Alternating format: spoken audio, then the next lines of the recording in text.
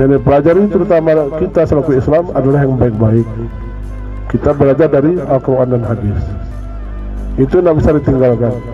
Jadi dipadukan dengan adat, agama, dan ilmu pengetahuan lainnya di bidang kepemimpinan. Kalau kita jadi pemimpin di Aceh ini tidak mengetahui agama, ini kita tidak dihargai. Pemimpin di Gayo tidak menghargai adat, ini bakal jadi hinaan kita.